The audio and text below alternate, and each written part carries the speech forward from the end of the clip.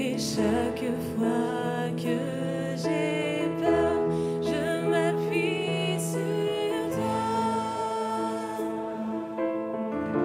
Je m'appuie sur toi. Et dans ma faiblesse,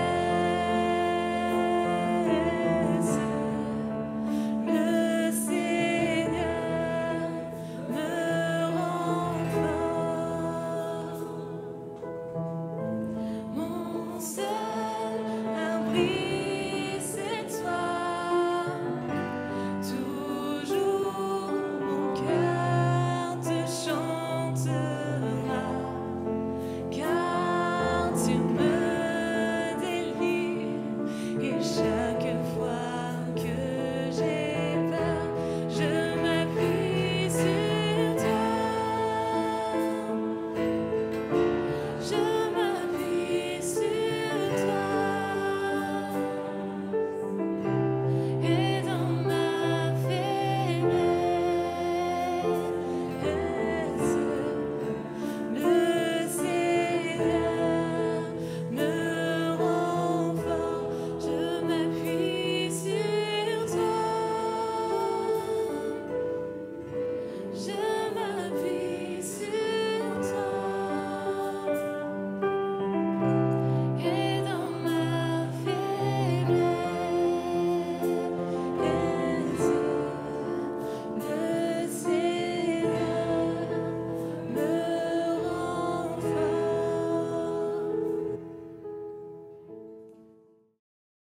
Oh, alléluia. Merci Seigneur. Notre Dieu est grand, amen. C'est notre protecteur. Il va nous protéger. C'est notre abri. Alléluia. C'est pas par hasard que tu es là ce soir. Il y a Jésus il est là. Il a voulu un rendez-vous avec toi afin que tu puisses sentir sa présence. Amen. Vous savez que nous avons de la valeur. Nous avons de la valeur. Tu as de la valeur. Lorsqu'il y a Jésus dans ta vie, tu as de la valeur. Même les détails les plus insignifiants de ta personne a une valeur extraordinaire. Tu as de la valeur. Alors, je ne vais pas vous dire, dis à la personne à côté de toi, tu as de la valeur parce qu'il y a au moins 1 mètre de distance. Mais nous avons de la valeur lorsque nous sommes Jésus-Christ. Amen. De temps en temps, on se regarde, on est insignifiant. On n'est pas capable, il y a des faiblesses dans notre vie. Mais vous savez, Jésus, il vient transformer les vies. Il vient nous prendre là où nous sommes et il vient nous donner de la valeur. Nous avons une valeur extraordinaire. Vous me voyez? Vous êtes attentifs? Hein? Vous regardez les prédicateurs quand ils prêchent? Vous les regardez ou pas? Oui, on les regarde, non? Moi, je me rappelle, lorsque j'étais petit, tous les dimanches, je regardais la cravate du prédicateur. Tous les dimanches, j'avais une cravate différente. Une fois, elle était rouge, une fois, elle était bleue, une fois, elle était jaune. Et moi, j'étais attiré par ces détails de sa personne. Il mettait tous les dimanches une cravate différente. Aujourd'hui, lorsque vous regardez les prédicateurs d'aujourd'hui, vous dites, Manu, aujourd'hui, tu n'as pas de cravate? Tu as un t-shirt? Tu n'as pas de chaussettes? Vous remarquez des détails de ma personne? Vous me regardez? Chemise verte. Souvent, les dimanches, combien de fois on a regardé les prédicateurs? Aujourd'hui, les prédicateurs, il a les cheveux à droite, il a les cheveux à gauche.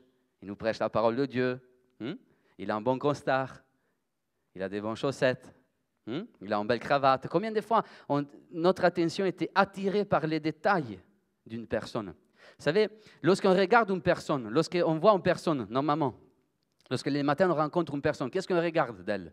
On regarde les chaussures, on regarde les mains, on regarde les yeux. Mais il y a quelque chose, je suis sûr et certain qu'il y a quelque chose que vous n'avez jamais remarqué de ma personne lorsque je suis en train de prêcher.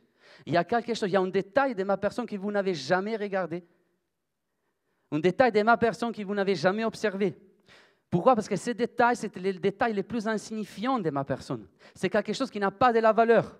Ce n'est pas ma main, ce n'est pas mes yeux, ce n'est pas mon nez, ce n'est pas ma cravate, ce n'est pas ma t-shirt, ok?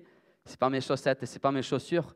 Mais il y a une chose qui est là, et pourtant vous ne la voyez pas. Il y a une chose qui est là, elle bouge avec moi, ok? Elle est à côté de moi, mais vous n'êtes pas en train de la regarder. Vous êtes en train de regarder moi. Voyez à ma droite, il y a quelque chose ici. Il y a un détail de ma personne, voyez? Qu'est-ce que vous voyez à ma droite sous les murs? Il y a mon ombre. Est-ce que vous avez jamais regardé l'ombre d'un prédicateur? Hein? Vous avez jamais dit, waouh, l'ombre de ces prédicateurs, elle est super. Non. Vous avez dit, waouh, l'ombre de Manu, elle est petite. L'ombre de Marcel Fontana, elle est grande. L'ombre de Manu et de Marcel, ils bougent tout le temps. Vous n'avez jamais observé mon ombre. Lorsque vous allez au supermarché et vous rencontrez quelqu'un, vous le regardez, il vous regarde, waouh, c'est super ta t-shirt. Mais jamais dans la vie, quelqu'un vous a dit, waouh, c'est super ton ombre. J'aimerais avoir la même. Tu as fait comment? Tu l'as acheté où cette ombre? L'ombre, c'est la chose la plus insignifiante de notre personne, ok? Ça ne sert à rien. Est-ce qu'elle sert à quelque chose de l'ombre? Ça sert à quelque chose? Non. Pourtant, regardez qu'est-ce qu'il nous dit la parole de Dieu par rapport à la personne de Pierre. Dans l'évangile, dans les livres des Actes, au chapitre 5, au verset 15, regardez qu'est-ce qu'il nous dit la parole de Dieu. Pierre est en train de passer et on sort qu'on a porté les malades dans les rues et qu'on les plaçait sur des lits et des couchettes afin que lorsque Pierre passait, son ombre, au moins, couvrit quelqu'un d'eau. Et tout ce qui était couvert par l'ombre de Pierre, il était guéri. Les détails les plus insignifiants de la personne de Pierre avaient de la valeur maintenant, avaient un pouvoir. La puissance du Saint-Esprit agissait au travers de l'ombre de Pierre. L'ombre de Pierre avait de la valeur. Voyez, c'est ça que Jésus veut faire dans notre vie.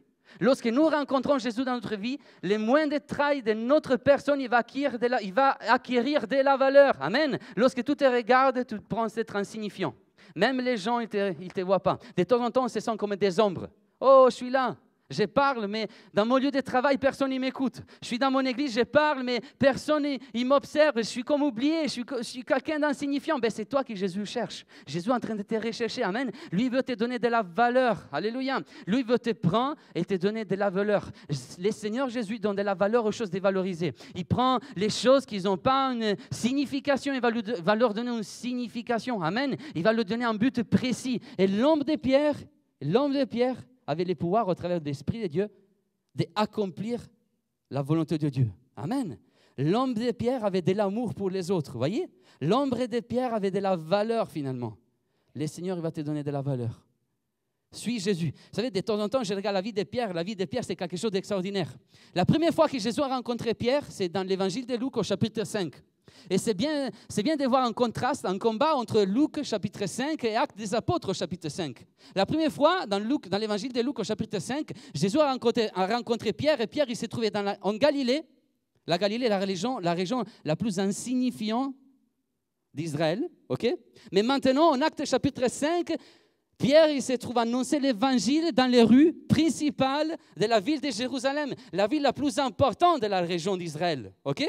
La première fois dans l'évangile de Luc au chapitre 5, Jésus a rencontré Pierre et Pierre était sur une barque, dans un bateau. Quelque chose qui est instable. Lorsqu'il y a la tempête, il vient balloter ce bateau.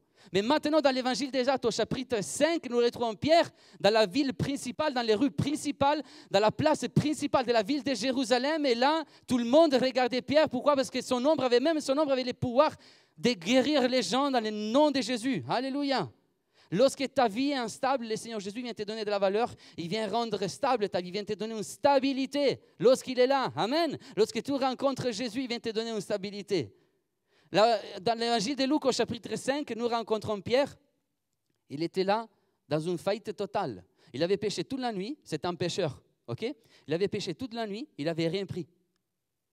Mais dans l'évangile dans les Actes des Apôtres au chapitre 5, nous retrouvons Pierre comme un pilier de l'Église qui annonçait l'Évangile et il y avait des foules qui les suivaient, il y avait des gens qui croyaient en lui. Alléluia. Jésus lui a donné de la valeur. Dans l'Évangile de Luc au chapitre 5, nous retrouvons Pierre qui est un pécheur. Vous savez, à l'époque, les pécheurs, ils ne pouvaient pas enseigner. Ils n'avaient pas de la culture, ils n'avaient pas de l'instruction. Vous vous rappelez, dans l'Évangile, il est écrit, est-ce qu'il sort quelque chose de bon de la Galilée? Rien qui soit bon, il pourra sortir de la Galilée. Pourquoi? Parce que les Juifs pensaient que les Galiléens, ils n'avaient pas de connaissances bibliques. Mais maintenant, dans le livre des Actes des Apôtres, chapitre 5, nous retrouvons Pierre qui est en train d'enseigner où? Au temple de Jérusalem. Et il y a les foules qui sont en train de l'écouter. Et il y a des hommes et des femmes qui donnent leur cœur à Jésus. Dans l'évangile de Luc, au chapitre 5, nous retrouvons Pierre totalement oublié. Nous savons que Pierre est là grâce à Jésus. La Bible nous dit que Jésus a enseigné aux foules. Et pour un moment, il a vu Pierre qui était là, découragé. Pourquoi il n'avait rien péché pendant la nuit? Aucun homme de la foule ne regardait Pierre. C'est Jésus qui a vu Pierre. Lorsque tu es insignifiant, lorsque tu es dévalorisé par les hommes, sache que Jésus te regarde. Jésus te voit aujourd'hui. Amen. Lui veut te donner de la valeur. Mais maintenant, dans l'évangile de Luc, au chapitre 5, les gens ils recherchaient même l'ombre de Pierre, les détails les plus insignifiants de la personne de Pierre. Pourquoi? Parce que l'onction, le Saint-Esprit agissait dans les détails les plus insignifiants de la personne de Pierre. Amen. Vous savez que le Saint-Esprit veut agir dans nos faiblesses. C'est dans les choses insignifiantes que le Saint-Esprit veut agir. Amen. Lorsqu'il y a des faiblesses dans ta vie, c'est là que le Saint-Esprit veut agir. C'est là que le Saint-Esprit veut agir. Amen. Vous avez vu l'ombre de Pierre? L'onction de Dieu travaillait au travers de l'ombre de Pierre. L'onction de Dieu a travaillé au travers d'un bâton, les bâtons de Moïse, un morceau de bois. Et il accomplit je ne sais pas combien de miracles. Lorsque tu es dévalorisé, lorsque tu es insignifiant, le Saint-Esprit veut agir au travers de toi. Amen. Pierre est devenu un homme de valeur. Pourquoi? Parce qu'il a rencontré Jésus. La Bible nous dit, dans l'évangile de Luc, au chapitre 5, au verset 11, là, il y a les secrets de Pierre. En ayant ramené les barques à terre, ils laissèrent tout et les suivirent. Pierre a décidé de suivre Jésus. Pourquoi l'ombre de Pierre avait de la valeur maintenant? Parce que Pierre avait décidé de vivre dans l'ombre de Jésus. Pierre avait décidé de vivre dans l'ombre de Jésus. Amen. Il avait décidé de suivre Jésus. Alléluia. Il avait tout quitté pour pouvoir vivre dans l'ombre de Jésus. Lorsqu'aujourd'hui on dit, je vis dans l'ombre de quelqu'un, c'est pas bien. Vous êtes d'accord avec moi? Il y a une connotation négative qui est là. Ok? Et cela signifie que je vis à l'ombre de quelqu'un qui, ma personnalité, elle est totalement zéro. Ok? Et qui cette personne qui me gère, etc. Mais lorsque nous disons, moi je vis dans l'ombre de Jésus, alors ça va être quelque chose d'extraordinaire. Vous savez que nous sommes les chrétiens, nous avons Jésus dans notre cœur et nous vivons notre habitation ici-bas sur la terre. Ce n'est pas dans notre maison. Elle est belle notre maison, n'est-ce pas? Vous aimez votre maison. C'est vous que vous avez choisi la maison dans laquelle vous vivez. Mais vous savez, notre habitation spirituelle, c'est dans l'ombre de Dieu. Amen. Tout, dans la parole de Dieu, nous avons Dieu qui est là et tout détail de la personne de Dieu, ils ont une signification, ils ont un but précis. Par exemple, on sait que les yeux de Dieu, c'est comme des flammes et qui sont regards de Tout-Puissant. Nous savons que la main de Dieu, il peut tout changer, toutes circonstances. Mais maintenant, même l'ombre de Dieu a un but précis. Dieu a conçu son ombre afin que son ombre puisse devenir notre habitation ici-bas sur la terre. Nous sommes en train de vivre dans l'ombre de Dieu. Amen. Nous devons demeurer dans l'ombre de Dieu. Amen. Alléluia. Regardez, vous savez, il y a un des psaumes les plus importants, les psaumes de protection. Les psaumes, un des plus importants pour les Juifs, c'est le psaume 91. Celui qui demeure sous l'abri du Très-Haut repose à l'ombre du Tout-Puissant. Amen. Nous sommes en train de demeurer où? À l'abri du Très-Haut. On vient de chanter, mon abri, c'est toi, Seigneur Jésus. Amen. Voyez, il y a une conduite du Saint-Esprit dans notre culte. Amen. On ne s'est pas concerné avec les conducteurs de louanges. Mais notre abri, c'est Jésus. Amen. Nous sommes en train de demeurer sur l'abri de Très-Haut et nous sommes en train de reposer où? À l'ombre du Tout-Puissant. Amen. L'ombre du Tout-Puissant, c'est là notre habitation. Le mot demeurer dans l'hébreu, c'est le mot yashav. Littéralement, ce verbe, c'est très particulier. Ça signifie littéralement un roi qui est assis sur son trône. Donc, c'est lui qui est assis sur son trône, à l'abri du Très-Haut, repose à l'ombre du Tout-Puissant. Lorsque les Juifs récitent cette psaume, ils ne pourront pas l'expérimenter jusqu'au bout. Mais nous, les chrétiens, nous qui avons cru en Jésus, nous pouvons l'expérimenter. Vous savez pourquoi? Regardez qu'est-ce qu'il nous dit la parole de Dieu dans l'épître d'Éphésiens au chapitre 2, au verset 5 et verset 6. Il nous a ressuscités ensemble et nous a fait asseoir ensemble dans les lieux célestes, en qui? En Jésus-Christ. Aujourd'hui, nous pouvons être assis à l'ombre du Très-Haut grâce à qui? Grâce à Jésus. Car Jésus a remporté la victoire sur la croix. Amen. Nous sommes assis comme des rois qui ont remporté une victoire. Et lorsque nous sommes assis avec lui, l'ombre du Tout-Puissant est sur nous. Et nous demeurons dans l'ombre de Dieu. Vous aimez votre maison? Elle est belle, votre maison. Lorsqu'on choisit une maison, on achète une maison, on la choisit bien. Hein? On aime la maison au centre-ville à Marseille. OK? Non, moi, je la préfère plutôt à la mer, vers l'Estac.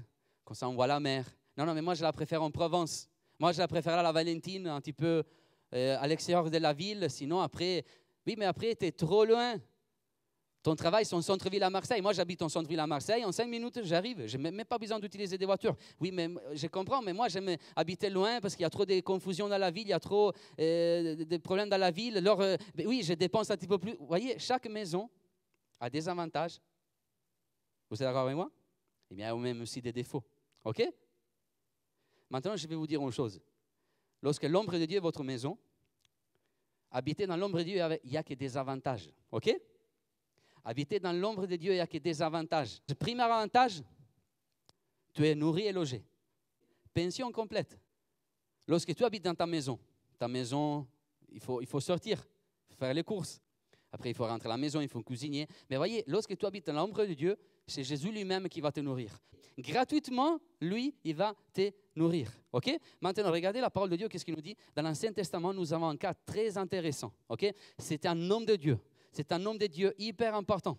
Il n'est pas trop cité dans la parole de Dieu. Je crois qu'il est cité au moins 3 fois. Mais c'était un des hommes les plus importants qui a en fait laissé une marque chez le peuple d'Israël. Et on va lire ensemble dans le livre d'Exode au chapitre 31, au verset 1, au verset 5, écrit « Sache que j'ai choisi qui Bezalel, j'ai choisi Bezalel, fils d'Uri, fils d'Eur, de la tribu de Juda. » Bezalel, dans l'hébreu, signifie littéralement « B », demeure, dans Tsalel, ombre.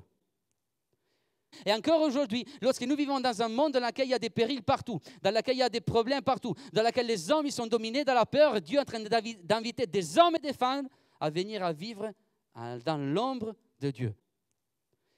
Bezalel, l'ombre de Dieu, c'était celui qui a construit, qui a bâti les tabernacles dans les déserts. C'était quoi les tabernacles dans les déserts? Les tabernacles, c'était une tente.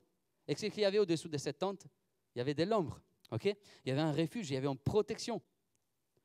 Le vrai Bezalel, c'est lui qui habitait dans l'ombre de Dieu, a apporté l'ombre de Dieu au milieu du peuple d'Israël. Amen. Maintenant, Bezalel avait bâti les tabernacles. Et les tabernacles, dans les tabernacles, il y avait donc la couverture, 4 couvertures. Okay? Et au bout d'un moment, dans les tabernacles, il y avait des planches en bois d'acacia. Okay? Pour fabriquer des planches en bois d'acacia, il faut faire quoi? Il faut aller chercher un arbre d'acacia. Il faut les déraciner, il faut les travailler, il faut faire une planche. Après, il faut l'amener à l'intérieur du tabernacle. Il faut poser cette planche dans le tabernacle. OK? Vous êtes d'accord avec moi? Maintenant, tous ces arbres d'acacia, ça représente chacun de nous. Nous étions loin de Dieu. OK? Nous étions dans les déserts, nous étions enracinés à ce monde. Tous nos ressourcements ont été plongés sur le sous-sol de cette terre. OK? Mais regardez qu'est-ce qu'il a fait, Jésus, dans notre vie. Il est venu nous chercher, il nous a déracinés, il nous a travaillé, il a fait de nous des planches, des bois d'acacia, et il nous a menés à l'intérieur du tabernacle. Et vous savez, les carrelages du tabernacle étaient faits en argent. Nous étions posés sur l'argent. Et dans l'Ancien Testament, l'argent représente la rédemption. Ça représente le sang de Jésus. Amen. Aujourd'hui, nous ne sommes pas posés sur cette terre. OK? Mais nous sommes posés sur le sang de Jésus, amen, sur les sacrifices de Jésus. Donc, nous ne sommes pas ressourcés par la terre de ce monde, mais nous sommes ressourcés par la présence de Dieu. Nos ressources, ils viennent du ciel. Lorsque tu es dans des situations difficiles, lorsqu'il y a des disputes dans ta vie, lorsqu'il y a des disputes dans ta famille, okay? Lorsque tu habites dans des lieux dans lesquels tu as besoin d'être protégé, sache une chose, que tu es nourri du ciel. OK? Tes ressources, ils viennent du ciel. Lorsque tu es dans un lieu de travail dans lequel il y a beaucoup de stress, okay? Le ciel, il va te donner la paix. Amen. Lorsque tu es au milieu des disputes, etc., le ciel, il va te ressourcer, il va te donner la consolation, l'amour, la paix, le pardon. OK? Nous sommes ressourcés, nos ressources, ils ne viennent pas de nous, ils ne viennent pas de cette terre, mais ils viennent du ciel. Alléluia. Lorsque tu habites dans l'ombre de Dieu, ta nourriture, il vient du ciel. Amen. L'amour, la joie, la paix, la tranquillité, l'espoir, l'espérance, etc.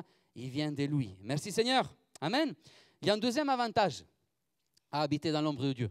OK? Le premier avantage, on a dit qu'on est nourri et logé.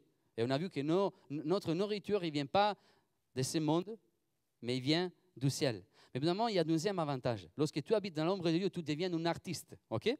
Tu deviens un artiste. Tu sais que tu es un artiste. Lorsque tu acceptes Jésus dans ton cœur et tu lui demandes pardon pour tes péchés, tu deviens un artiste. Vous aimez les artistes? Les artistes, c'est des hommes et des femmes qui font la différence. C'est d'accord avec moi? Ils fabriquent des œuvres d'art. Maintenant, regardez qu'est-ce qu'il nous dit la parole de Dieu. On est dans les livres d'Exode au chapitre 31.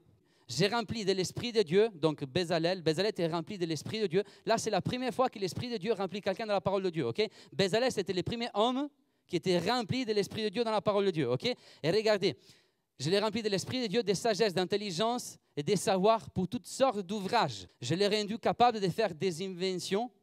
Okay? Dans d'autres traductions, nous lisons, je l'ai rendu capable de faire des œuvres d'art. Okay? Littéralement. De travailler l'or, l'argent et les reins.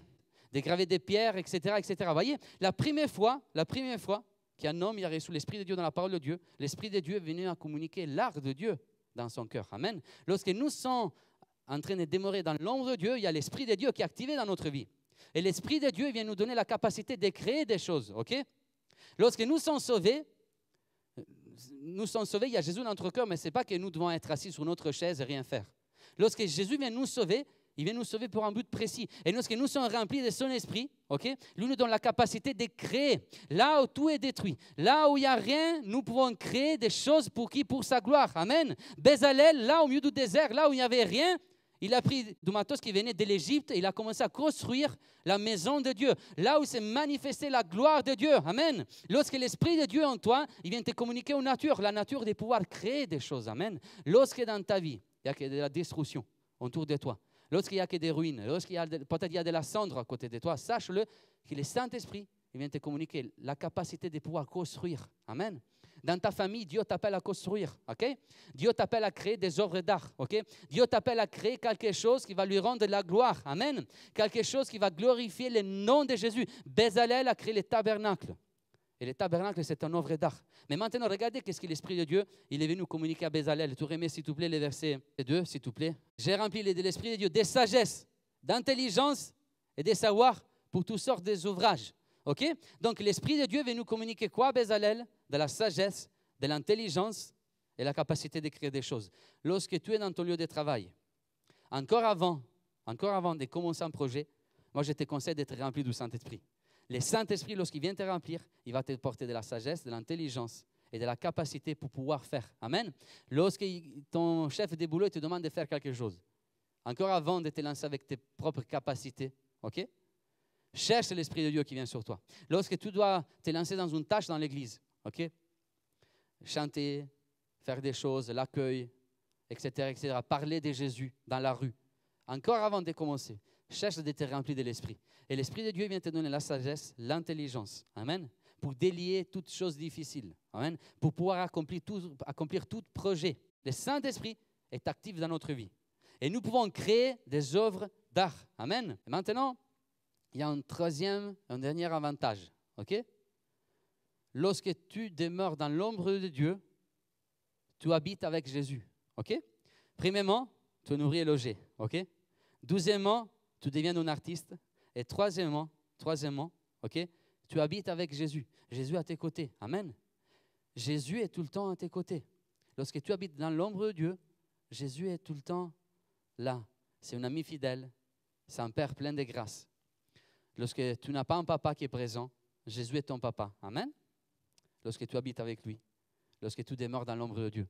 Lorsqu'il y a la maladie qui est dans ton corps, Jésus c'est ton médecin. Ok? Moi, je crois que vous avez de l'intérêt à vouloir habiter avec Jésus. Amen. Lorsque Bezalel il a bâti le tabernacle, tu peux mettre l'image s'il te plaît. Regardez qu'est-ce qu'il y avait dans le tabernacle. Bezalel il a construit aussi, il a bâti des objets. 1, 2, 3, 4, 5, 6. Il y avait 6 objets dans le tabernacle. Maintenant, regardons. À l'époque, on n'avait pas un avion. Mais s'il y avait eu un avion, en regardant d'en haut vers les bas, le tabernacle, on aurait pu remarquer que tous les objets, ils étaient bien placés. Et tous ces objets, ils formaient une croix. Bezalel, il a créé une œuvre d'art. Okay? C'est un artiste. Et son œuvre d'art, il renvoyait tout le temps à Jésus. Vous savez que l'art appartient à Dieu? C'est lui qui l'a créé. Okay? Dieu a créé l'art afin que nous puissions l'utiliser pour lui donner toute la gloire. Lorsque tu écris une chanson, il faut que ces chansons ils donnent la gloire à Jésus. Amen. Amen. Les diables ils veulent voler l'art de Dieu. Okay? C'est pour cela qu'aujourd'hui, nous avons un type de musique qui est consacré au diable.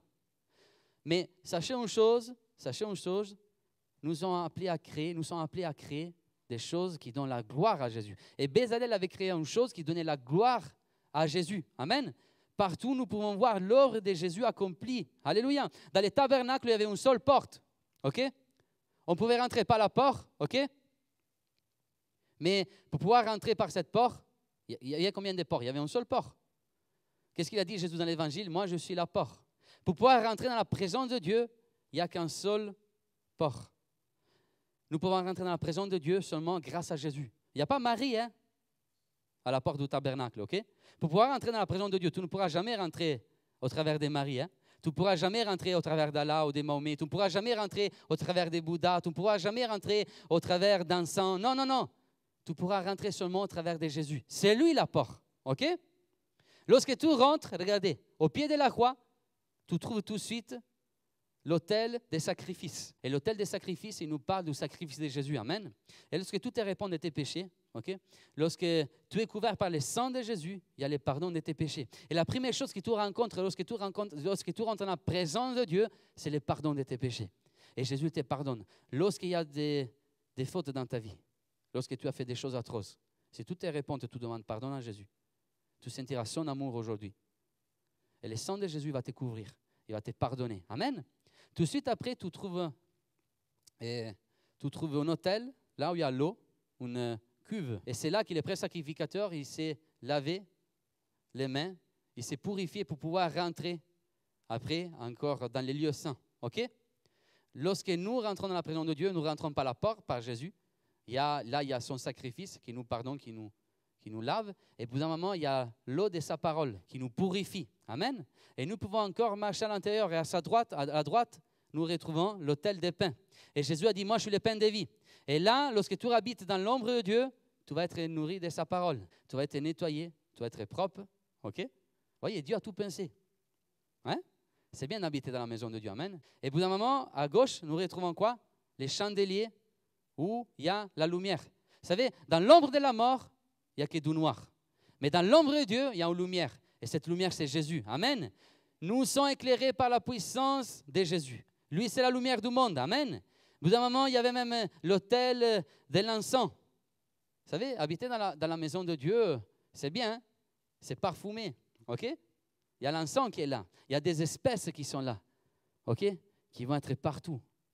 Et enfin, il y a l'arche de l'alliance qui nous parle de la présence de Dieu. Amen.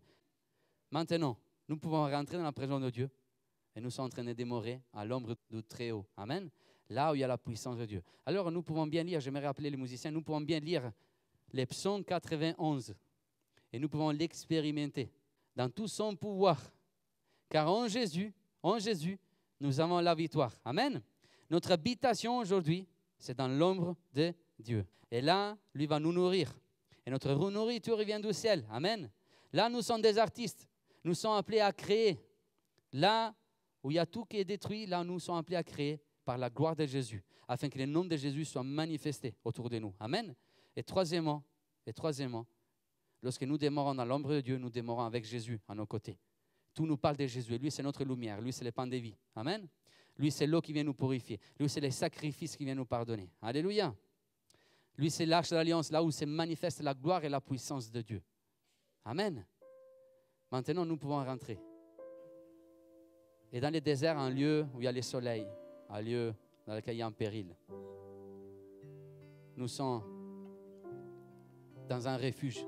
Nous sommes à l'ombre d'un arbre qui nous protège et nous garde. Et maintenant, je crois qu'on pourrait lire tous ensemble le psaume 91 et l'expérimenter. Et s'il y a quelqu'un qui, dans ces derniers moments, il est dominé par la peur, ça peut arriver. Parce que la peur, il peut rentrer dans le cœur des hommes. OK? S'il y a quelqu'un qui vit dans la crainte, il vit dans la peur, sache une chose, rappelle-toi que Dieu a pensé à nous et il nous a donné une habitation, une demeure. Et nous sommes en pleine sécurité grâce à l'œuvre de Jésus sur la croix. Amen. J'aimerais vous montrer une dernière chose. Bezalel, c'était un homme de Dieu. Il avait juste 14 ans à peu près quand Dieu l'a appelé. Ce n'était pas grâce à ses capacités, mais c'était l'Esprit de Dieu qui a communiqué des capacités à Bezalel pour pouvoir accomplir cette œuvre d'art qui était le tabernacle. OK? Maintenant, dans le livre d'Exode, au chapitre 35, nous lisons au verset 30 jusqu'au verset 34. Moïse dit aux enfants d'Israël, sachez que l'Éternel a choisi Bezalel, fils d'Uri, fils d'Eur, de la tribu de Juda. Il a rempli de l'Esprit de Dieu, de sagesse et d'intelligence, et de savoir pour toutes sortes d'ouvrages. Verset 32. Il a rendu capable de faire des inventions, de travailler l'or, l'argent et de l'airain, de graver la pierre, etc., etc. Verset 34. Il a lui accordé aussi les dons d'enseigner. Il lui a accordé aussi les dons d'enseigner. L'Esprit de Dieu, il vient nous communiquer la capacité d'accomplir des œuvres d'art, mais surtout il vient nous communiquer la capacité de pouvoir enseigner. Amen. Et lorsque le Seigneur t'a donné un don, il ne faut pas le garder pour toi. Il faut l'enseigner. Amen. À tous ceux qui sont à côté de toi. Lorsqu'il y a quelqu'un qui est dans le désespoir, enseigne-lui le message de la croix. Enseigne-lui ce qu'il est tabernacle pour chacun d'entre nous. Amen.